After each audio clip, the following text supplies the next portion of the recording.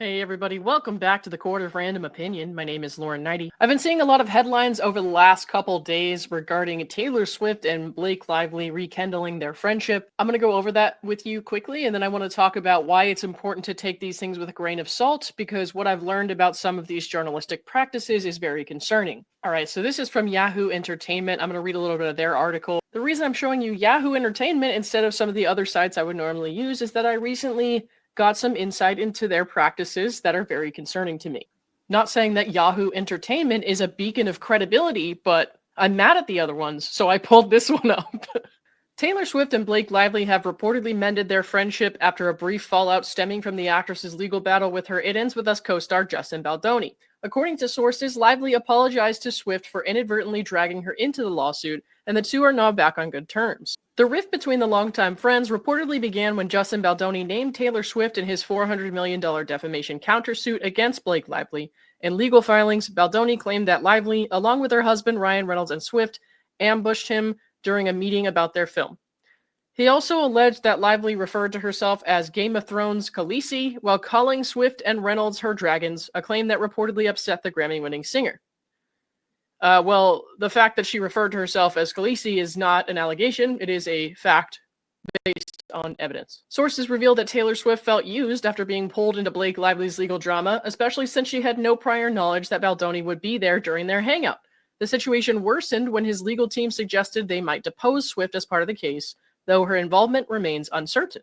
Despite the tension, insiders now confirm that the Gossip Girl star has since apologized and the two have reconciled.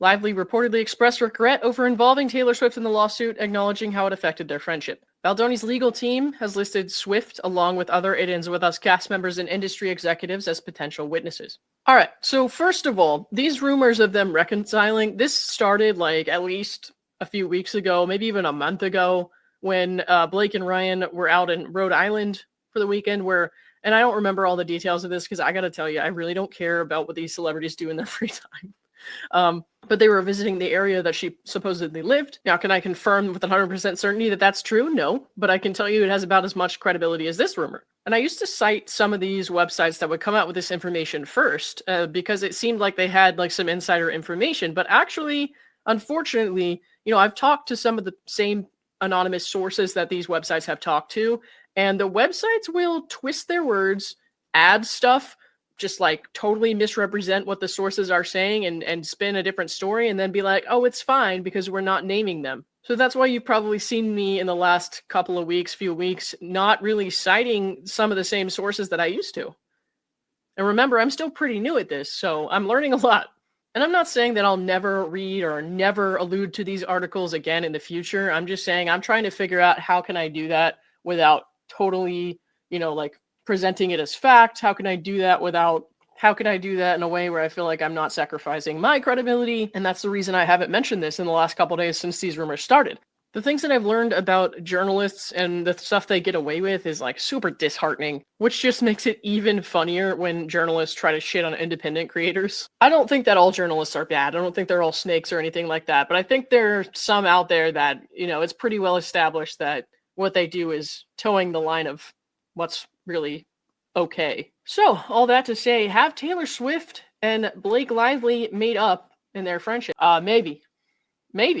And ultimately, sometimes these websites do have some credibility to their claims, like they get the video leaked, the dancing video leaked and stuff like that. So it's just something I'm trying to be more careful with. And I haven't really figured out exactly how I want to move forward with that. It's tricky because I think we all kind of want to talk about what the big news is and what's being said. And we're all just doing our best to make sure we do that in a way that's not compromising our credibility, like I said. So I think other more experienced creators who you see covering this case, lots of them who are my friends, they, have a much better handle on how to deal with these things. And I'm just kind of at a stage in my kind of venture with YouTube where I'm still kind of like on shaky footing. I'm like, is this okay? Can I do this? Is this wrong? So yeah, it's just a me thing. I want to be clear. I'm not knocking anybody else's business or what they're doing, Anyways, I think the best thing I can do right now is just be transparent with my thought process. So thank you for listening to my word salad. And I will see you all later.